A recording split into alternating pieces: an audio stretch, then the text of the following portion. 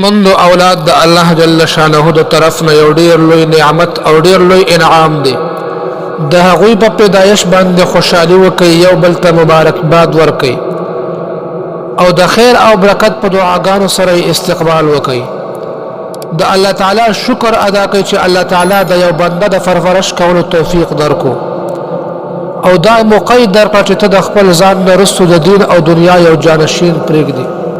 او کچیر تستاسو اولاد نوی نو د الله جل شانه نه د نیک اولاد د غفتلو دعا کوي، لکه څنګه چې د الله جل شانه پیغمبر حضرت زکریا علیه السلام د نیک اولاد د فردا دعا کړې و: رب هب لي من لدنك ذريه طيبه انك سميع الدعاء.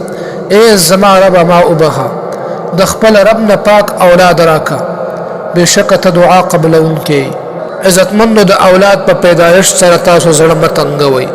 بعض خلک چې د هغوی اولاد وشي الله جل شانه ورته جنۍ ورکی، الک ورته ورکی، د هغه زړه په دې باندې خفه شي او هغه د ناشکرۍ هغه اظهار وکي، په خوله باندې د ناشکرۍ الفاظ راولي.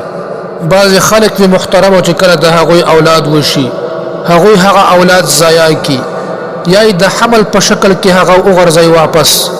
یقینا دا یو انتهایی ډیر لوی ظلم دی، دا ډیره غټه بزدلي ده او دا د دواړو جهانونو تباهي ده. محترمو، الله جل شانه فرمایي: قد خسر الذين قتلوا اولادهم سفها بغیر علم. هغه خلک انتهایی په نقصان کې دي چې هغوی خپل اولاد په ناپوهۍ حماقت کې یعنی قتل کړل، خپل ماشومان ضایع کړل د مور په خېټه کې. بل ځای فرمایي: ولا تقتلوا اولادکم خشیة املاق نحن نرزقهم وإياكم إن قتلهم كان خطأ كبيرا. او خپل اولاد د فقر او فاقې د وجې نه مه قتلوئ، موږ دوی ته هم رزق ورکوو او تاسو ته هم درکوو.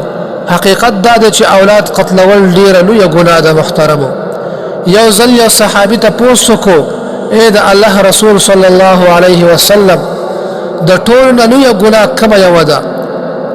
د الله رسول ورته وفرمایل: الشرک بالله، د الله جل شانه سره شریک جوړول. بیا یې تپوس وکړو چې د دې نه وروسته بیا کومه غټه ګناه ده؟ پیغمبر علیه السلام ته وفرمایل: ثم بر الوالدین، د مور او پلار نافرماني کول. بیا یې وفرمایل: د دې نه پس لویه ګناه کومه ده؟ د الله رسول ورته وفرمایل: خپل اولاد د دې یرې نه قتلول چې هغوی به ستاسو څخه خوراک وکړي.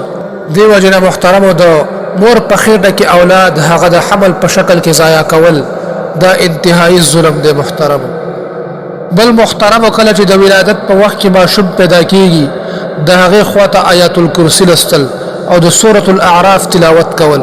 او نبی علیه السلام دا هم فرمایلی دي چې کله ماشوم پیدا شي د هغه په ښي غوږ کې اذان او په ګس غوږ کې اقامت وشي نو دغه ماشوم د ام الصبیان نه وګرځولی شي، یعنی دغه ماشوم د تکلیف نه هغه وساتلی شي. د اذان او اقامت نه وروسته بیا د یو نیک سړی یا یوه نیکه ښځه هغه د کجوره په خوله کې میده کي او ماشوم نه دې په تالو کې ورکي، په خوله کې دې ورله وګرځئ او بیا دې ورته د خیر او د برکت دعا وکړي.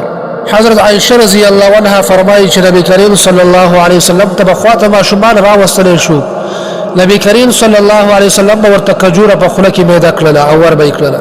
بیا د هغې نه وروسته محترمو ماشومانو ته هغه د ښه نوم انتخاب کول، د پیغمبرانو نومونه ورته ایښودل او د نیکانو نومونه ورته ویښودل. بیا او که چېرته په ناپوهۍ کې غلط نوم ایښودلی شوی وي نو هغه ورته بدل کړئ او نیک نوم ورته کېږدئ.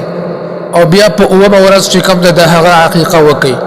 د هلک دپاره 2 چیلۍ او د جیلۍ دپاره چې کوم دی هغه 1 چیلۍ. او چې کله بیا ماشوم خبرې شروع کړي نو د ټولو نه اول ورته چې کوم دی هغه کلمه وښایي. او بیا د هغې نه وروسته مور له پکار دي چې دغه ماشوم د خپلې سینې پی ورکړي. دا محترمو د اولاد یو څو آداب یقینا که موږ او تاسو په دې عمل وکړو الله پاک په ډېر اجر راکړي.